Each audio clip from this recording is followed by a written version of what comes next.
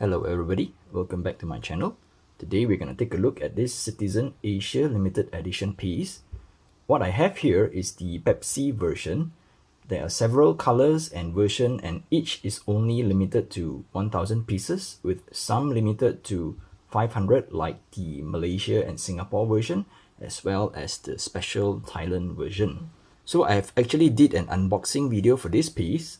I'll put a link in the card at this top right corner here. So if you want to look at the special scuba tank case that came with the watch, I suggest you click that card and look at the video.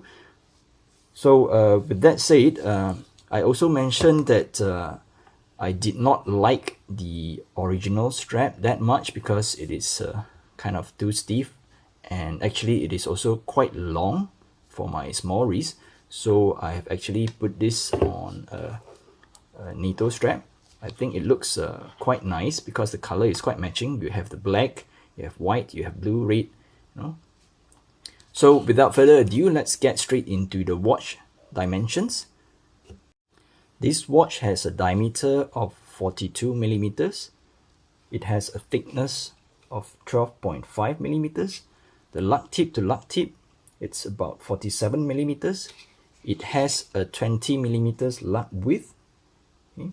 The case of this watch is brushed on the top, including the bezel. Everything is brushed, but on the sides they are polished. You can see on both sides they are polished.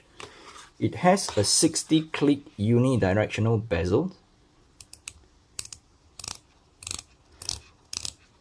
And the bezel, actually it's a bit hollowy. I know that I said that it's quite okay in the unboxing video, but after really playing it with some time, I feel that it's quite hollowy, and there is some I don't know, vertical or lateral back play. So when I hit the bezel, you can see that it's actually moving up and down. So that is why the sound, and it's actually quite hollowy. Let me just bring the mini turtle so that you can hear the difference of the bezel sound. I hope you can hear that.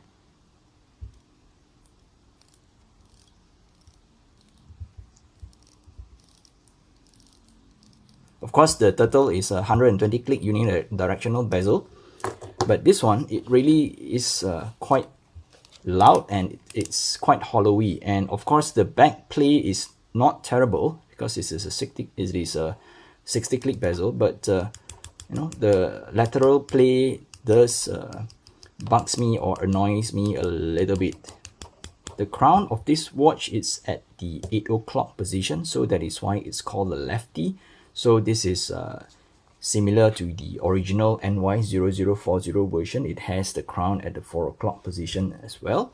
Sorry, at the 8 o'clock position as well. And the crown is signed with the Promaster symbol. Promaster is a professional diving line of Citizen, much like the Seiko Prospex kind of line, but in Citizen is called a Promaster. So this watch is actually rated to have a 200 meters water resistant. It is also ISO 6245 rated, so it is a true diver. Let's get straight into the dial of the watch. The dial is a shiny or glossy black dial. There is a Y shape, or sort of like a Y shape marker at the 12 o'clock position. The markers on the 12, 9 and 6, they have this little nub coming up from, as you can see, they have this little small nub coming up from the, I would say, a trapezoidal shape markers. The hour hand is a short string with a T. See, it's like a very stubby string. And the hour hand has a big arrow. I think the arrow is really very big and it's segmented. The second hand has an arrow tip, a red arrow tip. Well, if you can look closely, the finishing on the hour and minute hands, they are actually not that well executed. I will try to maybe zoom in a bit and show you in detail. I'm not sure if it's showing up. The hour and minute hands, especially now you can see the reflection on the hour hand. It's quite obvious that it is made of stamped metal, but the thing is that, you can see from the edge, the burrs are quite obvious, on the edge, especially on the hour hands, you can see. So it is not as nicely done as if you compare to a Seiko. And talking about loom, Citizen did not specifically mention what kind of loom they use, but from what I read online, it seems like they're using their own proprietary loom. The loom is actually okay. It doesn't charge as quickly as a Seiko. Let's say if you expose both of a Seiko and this Citizen to like sunlight or even a UV light, it takes a longer time for this to get charged up. And it is also not as bright as a Lumi Bright, but it is quite long lasting. I've blasted it with a torch, and it lasted about, I would say, minimum 4 to 5 hours. So I was like checking the loom in the middle of the night, so I can still see that with, of course, people will say with an adjusted eye, meaning that you are exposed to the dark for quite a while, so it's quite legible after 4 or 5 hours of charging this. And on the dial, the Citizen logo and all the Promaster symbol, the automatic diver, they are all printed. There is a day and date window. Of course, there's no frame on the day and date window, but I think Citizen did a very good job of using a black date wheel because it matches the dial quite nice. And I love the fact that the day has an option for a Chinese character as well as English language. Let me just try to change the date. So of course this is a screw down crown since it's a diver. And yep, it's kind of hard to operate it because the crown is on the other side. So if you're like a right-hander like me, so you basically have to more or less rotate the watch upside down to to actually adjust or wind the watch. Of course, it is hand windable. We'll go into the movement later, but let me just try to change the date. So I'll just pull it up one click. So this is the date and this is the day. So it has English and Chinese. Okay. And this watch, it has a chapter ring. So the chapter ring shows all the minute trackers, and from what I see, it is quite well aligned, unlike some Seikos, where people complain. Some of the Seikos, the chapter ring and even the bezel, it doesn't align nicely, but for this piece, the alignment is great. So good job, Citizen, on that. And Seiko, please, next time, please try to do a better job on that. Okay, this is the back of the watch. All the details are only like very lightly etched or maybe laser marked. It's not as fantastic as I would say a Seiko case back. Let me just get my mini turtle, where you have like very deep embossing on the logo, but here it is just like laser etched. And at the back there is a puffer fish. It is called a Fugu in Japanese. What I feel cheated about this Citizen Asia Limited Edition is that on the Citizen Asia Limited Edition website, it is shown that this watch is supposed to have sort of like a serial number or a running number for the limited edition count. But when I got the watch, what I see here is only an Asia word printed. So that makes me feel like I'm a bit like cheated by Citizen, because usually for limited editions they will actually put like how many pieces of how many piece in total. But yeah, this my major complaint on this piece. So Citizen, I'm not sure what you are doing, but I really don't like this kind of marketing, right? So I hope that you will do better next time. So enough with the ranting, so let's get to the case back. Of course, this is a solid screw down case back, nothing much.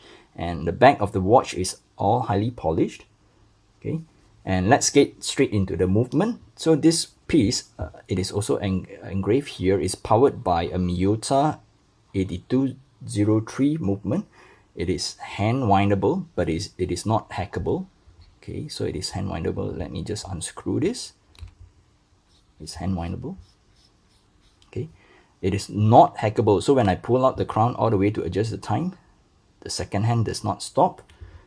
Okay, and this movement only winds in one direction, meaning that it will only wind the watch when the rotor is moving in one direction. I couldn't remember whether it's clockwise or counterclockwise, but it only managed to wind the movement in one direction, and on the other direction you have a free spinning rotor. So that is why some people complain that, you know, Miyota movement tends to be quite loud because of the tornado sound that is made by the rotor. Okay, it beats at 21,600 beats per hour. It has a power reserve of approximately 40 seconds, and the rated accuracy is of minus 20 seconds to plus 40 seconds per day. But I timed this, and what I'm getting is plus 2.5 seconds per day, and to me that is actually very good for a watch with this very basic movement. So with that said, I will try to do a wrist shot. Since I'm putting this on a NATO, I might as well show you guys how I sometimes wear my watch on a NATO strap. Because the watch is quite thick, so I don't wear the NATO normally, you know, where you have, you know, 2 layers of fabric, then the watch sits on top of 2 layers. So in order to make it more thinner, what I do is that I will, you know, open this and I will loop my wrist inside. Loop. Okay, so as I can see, I will try to loop my wrist. So with that, there is only 1 layer of fabric in between the watch and my wrist, and that will make the watch sit a little bit closer to my wrist. So I will try to buckle it off screen, and I'll come back later. Okay, this is how the watch looks on my 6-inch wrist, my small 6-inch wrist. Frankly, the lug to lug is, I think it's a little bit pushing, but it's still manageable. You know, since this is a dive watch, I believe it's slightly acceptable if it's, you know, kind of a larger. So you see, with that, the watch sits closer to my wrist, or, you know, one of the another way of putting a NATO is to actually get a single layer NATO, single pass NATO. So with a single layer NATO, there is actually one hardware less. There's less keeper here if you compare, you know, to double pass NATO, because when you put here, you have an additional keeper on the inner side of your wrist. But with a single pass, there is not. There is one keeper left, so it feels not as bulky or as clumsy as a double pass NATO. So it also makes the watch sits closer to your wrist. Alright, time to end this video. So if you have any questions or you have anything to say, please drop them down in the comment below. And if you have not subscribed to my channel, I urge that you please help to subscribe to this channel. It does help me a lot. And you can also follow me on my Instagram at gfw_watch. And I will see you guys in the next video. Bye bye.